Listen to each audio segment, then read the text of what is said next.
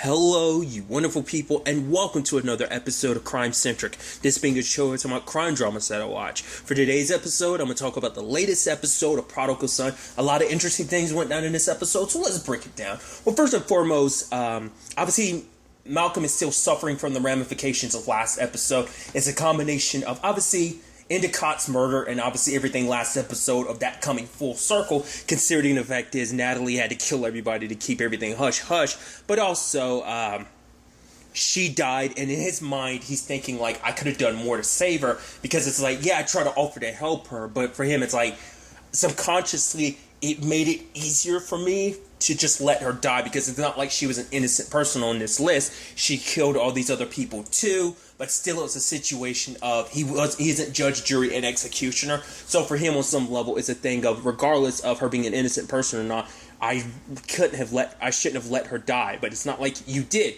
You offered her a hand and then she tried to pull a gun out and shoot you, but in his mind it's still like, I could have done more. So for him it's just more failings on his part, especially because he's got his dad's words floating in his head of like, oh, you know, it wasn't necessarily like you didn't kill Endicott, but you did dispose of his body, so you did kind of get away with murder.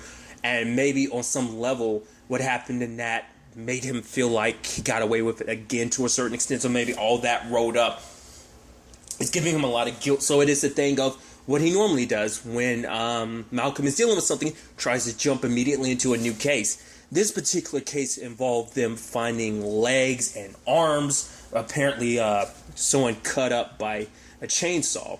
Now, what I thought was really interesting about this case is when they eventually find the torso and the shirt gets open and has the Vulture on it. And the moment Idrisi had the reaction, she's like, and they're like, oh, the Vulture, I guess he gave himself a name. And she's like, no, I did. My first thought was like, oh, is she writing up, I thought it was going to be a thing of like, oh, she wrote a book about like a fictitious book and like now someone's enacting it. Like obviously this is storyline that's kind of been used before, but I was wondering if something of that nature was happening. And it's like, no, in actuality, Idris is part of an web sleuthing group that's been tracking this guy because he basically takes birds and murders them. And usually that's the key sign. Like, you know, a lot of serial killers started off by killing animals and then eventually escalated to humans. So for Idris, it's like, yeah, we handle cases that the police don't have, like, you know, the bandwidth for or the brains for, something like that. And Gil is like, ouch. And she's like, non-present company excluded, you know, present company excluded from that. But obviously, like, you know, even Malcolm had talked about the fact is that online sleuthing groups like this have helped solve cases in the past. So basically, for her, it's her own little community of like, yeah, these are actually kind of my friends, because for her, making friends isn't easy. She actually talked about like her actual first experience seeing a cadaver. She'd actually like said like, oh yeah, like sometimes she had picked up a voodoo doll, and I think she said like a week later or something, she saw her first cadaver. It was like when she was like 6 or something. And she'd referenced it. We never found out what that was about, but like she said, not in the sense of like she said, her parents' research trips, and I'm like, oh, what did your parents do? That was, I don't think she's ever referenced like what her family does. But for her, it's always, I think that's why she's kind of got her fascination with like dealing with dead bodies is a lot easier than dealing with people, you know, which I think maybe that's also why she kind of likes Malcolm so much too, because it's like, oh, because Malcolm's such a weirdo, and it makes her not feel as much like a weirdo. And even though she's like, yeah, I have a knowledge, I'm a bit of a centric, I'm a bit of a weirdo, but Malcolm's an eccentric weirdo too. That's why I like him so much, you know? I also love her name is Karma Sutras. She's like, yeah, because I obviously suture dead bodies, but also because I like sex. And I love that she's just saying that, and JT's just got this look like, you're sharing too much information here, Idris. Once again, I love Idrisa. I love that this is an Idrisa-centric episode. Obviously, she's only in, like, a couple scenes most episodes, maybe, like, 2 or 3 scenes at most. But there are a few episodes she is in a little bit more. I want to say it was, like, the second, maybe even the third to last episode of Season 1 she was pretty prominent. And it was kind of an episode that kind of revolved quite a bit around her, so I'm just glad to have another episode kind of dedicated heavily to her. But obviously it's about, you know, try and take what they learned from the Killabustas, because that's their name, of this group looking at this online sleuth group, trying to take what they knew about the Vulture and apply it to this, but obviously they didn't know his identity, stuff like that. It was actually taking place in Arizona, if I'm not mistaken. It was in a different place. It wasn't New York. It was kind of suggesting that, like, oh, he was here in New York or something like that. I can't remember if he was actually doing it in Arizona, because I think he said the birds he was stealing were from Arizona, I believe. I don't think he was in Arizona, whatever the case may be. Sadly, we end up finding out that the victim, whose head they still hadn't found yet, was Alex. He was a bird boy. He was actually one of the group. He was actually someone Idrissa had actually gotten close to. She's like, yeah, he was actually a really good friend. So she was just as invested in this. Even later on ends up pulling a Bright and showing up at the crime scene. And it's like, yeah, it's not like Malcolm can really say. Because truth be told is, yeah, she shouldn't be there. But she actually has more reason to be at a crime scene than Malcolm does. Because he is a consultant, but Idrissa's a medical examiner. So she actually has a little more place at the crime scene. But then we like see someone like getting into a car, and Malcolm's trying to stop it by being like, oh, it's this certain car, like, so you ain't got to worry about it. And they run him over, but it turns out the driver, she was like, oh, kind of have like night blindness or something like that. And it turns out the three people in the car are her other fellow Killabustas. So that was pretty dope. It's like, yay, reunion and stuff like that. But I love during the like talks, like you can like Blaze and Idris are hitting it off hard, dude. She's like, wow. He's like, because Malcolm, it's like, I thought you didn't know what anyone else looked like. She's like, no, like he, you know, it was a fireman, and she's like, I thought it was a puppet, but it's like, she's looking at him and like, wow, he's complimenting her jacket and everything, and they're like, this like little flirty wink, not like back and forth between each other. I'm like, wow, look at you, Teresa, like, calm down. I mean, to be fair, like, we've seen how she flirts with Malcolm, and she could be inappropriate at times, so it's only fitting that she picked kind of an inappropriate time like this. But basically, Alex had contacted all of them about, you know, getting close to the Vulture. He was actually supposed to meet with Blaze, but they lost contact. So for them, they found out about it, so they tried to, you know, handle things on their own, and they all met up in the real world, and they tried to, you know, that's where, you know, Danny and Malcolm ended up catching them. So this episode was also the first episode we got to see inside of Idrissa's place. I love the moment she walks in and she's like, yeah, you know, the bedroom. I mean, it's not like you need to know that information, but there's like a queen-size bed and so-and-so. She's like, not so subtly pointing like, yeah, oh, if you need it to know for whatever reason, the bedroom's that way. It's like, wow, Idrissa, that's amazing. But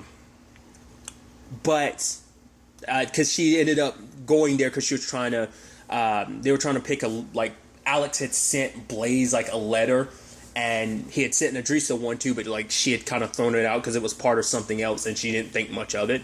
So but luckily Alex had written to her because he knew that she was a medical examiner, and the fact is he found like the screen name of a member of the Vultures, and not the Vulture was using, and it turns out this name was also part of the group. So it turns out like the Vulture is interestingly enough, it's like, you know how serial killers will insert themselves into the investigation just so they can keep track of it. It's kind of a similar thing, but more so like, and I thought it was actually kind of interesting and twisted in its own way, as Danny kind of says later on, where it's like you have someone who's so used to being an outsider and invisible that they started killing birds to get attention. And now that they got the attention, there's an entire group dedicated to tracking you. They know you better than anyone else in the world. So you're going to integrate yourself in this group where you kind of feel at home, you know? And it turns out that's why Alex ended up having to die, because it's like, well, you jeopardize everything. You jeopardize this group, this family we have by you doing that. It's like, it's self-preservation, but it's also in the killer's mind. It's like, it's not just my self-preservation, the preservation of this group. It's almost like if the mystery's solved, if it's revealed who the Vulture is, then it, you know, the group kind of loses some of its that's kind of like, and that's what the killer was kind of thinking. And initially, the show, as well as, eventually Malcolm, kind of thinks that it might be Blaze, because they were making Blaze seem super suspicious. I do like that it turned out not to be him, because it sucked that person like Idrissa was hitting it off with. Turns out it was like, nah, it's not him. I love that like Danny and Malcolm walk in on him having sex, and he's like, oh, it's like, whoa. He's like, you thought I was the Vulture? And Malcolm's like, yeah, that was our running theory at the time, but it's like, no, it's like, yeah, they were in the thralls of passion.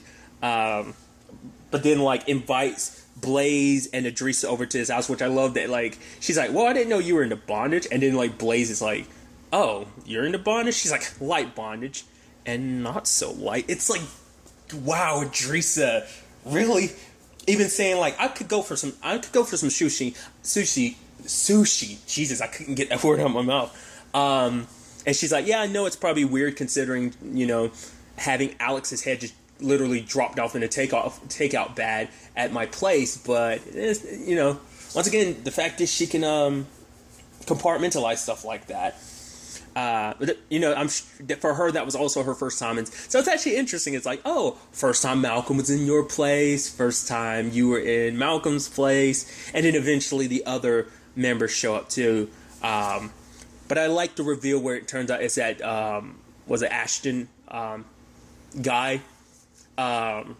I wouldn't have really expected, because I was almost wondering if it was going to be a twist where it was like all three of them are involved and they were kind of covering for each other, but it's like, no, because Malcolm was like, it doesn't make sense that like there's like tons and tons of footage and we happen to be barely looking for an hour and he just happens to find one with like a blurry enough, like it just like it was a little too convenient and too fast, and it turns out, yeah, he was the one responsible. And Idrissa's like, I thought you killed Alex, you attempted to murder Blaze, and he was like, I couldn't help it, like, this family is too important, which Malcolm understands. He's like, if they saw you for what you really were, this family wouldn't exist anymore, that they turn against you.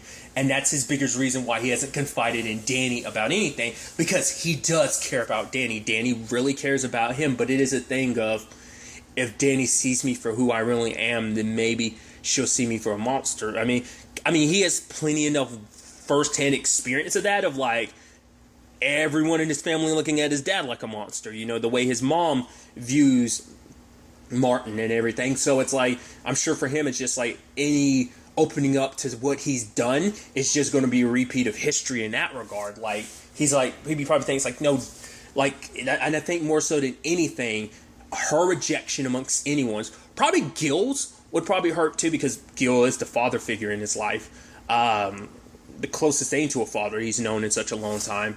I mean, once again, he's always had his complicated feelings about Martin, even after Martin got arrested, just because the complicated feelings he has about his dad. But if Danny saw him a certain way like that, he'd never, especially because it would destroy this entire dynamic. It isn't just about Danny too, like Idrissa, JT, Gil, his job, it's a part of him. It helps him deal with a lot of stuff. It's what he's good at. It allows him, to solve cases, but it's a part of his life. It's a part of his routine. This is his family, his second family. And if this is taken from him, he doesn't know he probably wouldn't know what to do without it, So, but luckily, Idrissa ended up stabbing, what's his name, Ashton, and luckily they were able to get the Blaze in time, so. But at the same time, like, kind of circling back to that, like, Danny situation was like Gil asking her early in an episode to, keep an eye on Malcolm, because he'll normally say he's fine when he's not. And she actually confided in him about, I know what it's like to lose someone on a job. She references someone named Kayla who ended up dying of an overdose and like feeling powerless to save them. And for Danny, her way to cope with that was getting mixed up in the drugs, because we learned about that last season, about her getting addicted. I think we talked about her overdosing before. I think that came up before last season. I think I could be mistaken, but she talked about the fact that she overdosed, and she's like, the only thing I could think of at the time was, this is what I deserve, because for her it was like, oh, this is my punishment for letting Kayla die. And it hit Malcolm Granted, Idrissa showed up, so that conversation didn't get to continue. But later on, after getting run over by the car, he's hallucinating a bit, and he's seeing his dad, who's like, oh, you need to talk to somebody, because if you can't just run away from your trauma, it's going to keep popping up unless you talk to someone about it. Danny's literally throwing herself at you to, like, be there for you, so let her, tell her everything. And when the time comes again, he's like, after everything with Nat, he's like, after everything with Nicholas. And she's like, Nicholas. And it's like, ooh, slipped up there. But Danny, she's not someone to let that go. He's like, I'm tired, just mixed up. And then, like, even Martin inside of his head being like, oh, she's going in for the kiss. And Malcolm panicking, just being like, yeah, I'll see you back at work. And he's like, I want you to go away. And by the time he had turned around, Martin had gone. Like, obviously, Martin was like, I'm not really your dad. I'm your subconscious, the part of yourself that you really, really, really want to ignore, but shouldn't and can't, So, I mean, that's the thing of, like, who do you turn to in a situation like this? The only other person you can really talk to under these circumstances are, sadly, your dad, as well as your mom. I don't know if turning to your sister under these circumstances. I'm sure Malcolm probably wouldn't want to turn to Jessica with this, just because it's like, well, his mom's got her own issues to deal with, and it's like, I guess it's always been a thing of she's always kind of had to deal with his issues anyway, so I think he just doesn't want to burden her even more, so. And, well, he already knows how his dad feels about everything, so it's almost like, don't feel guilty, son. Everything worked out. I mean, sadly, Ainsley will have the same, like, thing of, like, I don't know what you're feeling guilty for. It worked out. She was a terrible person, so it's kind of okay that she died. And I'm sure that conversation would just make Malcolm feel even worse, hearing that from Ainsley.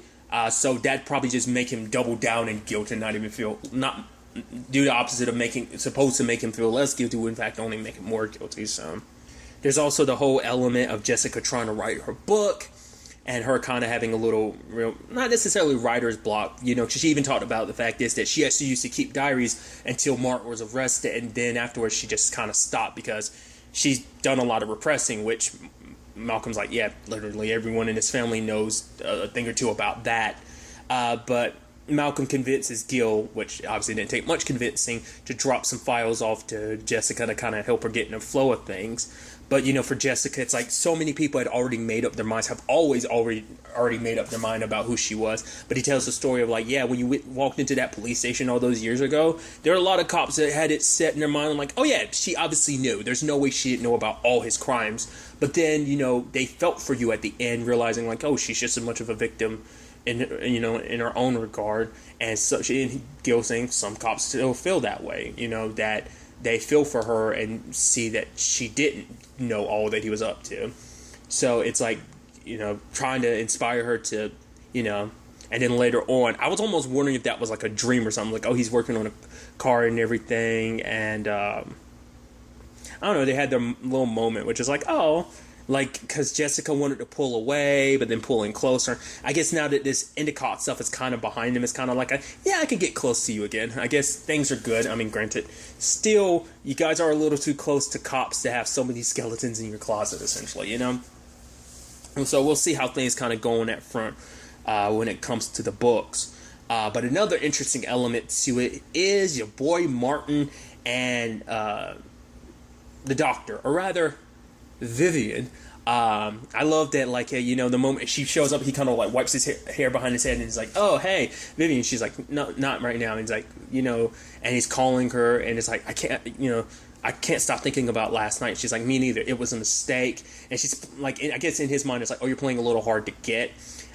She's like, yeah, it was this, it was that. Like, she says something and then she corrects him. He says something, but then she like corrects him by being like, no, my dignity. And he's like, oh, the things that I do to your dignity. And it's like, wow, Martin. And she just kind of says like, oh, things are over. And he says like, that's what you think. And he's doing everything he can. He unplugs that dude's fluids just to get her attention. Be like, oh, he has this, and this guard has this. And the patient starts laughing, and Martin's laughing, and she doesn't find any of this funny just because I think it's Martin's attempts to get close to her. And she's like, you know what? I'm tired of your games, and has him strapped down to the bed. The other patient's still laughing, and then she turns to him and was like, does anyone else want to get strapped down? And the dude immediately stops laughing.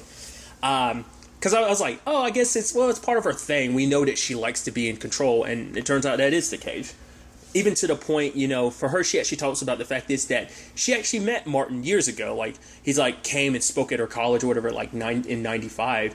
And obviously he's such a well-known surgeon and everything. She wanted to be the next great surgeon, but during her residency, like, things didn't work out that way because she didn't play the games. Because as you kind of hear, apparently, like, I think within the medical field, like, there can be probably a lot of, not saying this applies to everybody, but you hear, like, I've heard this from people in the medical field about, like, how, like, high school-ish, like, hospitals can be. So I think it's just kind of a lot of, like, that, like, probably clique mentality.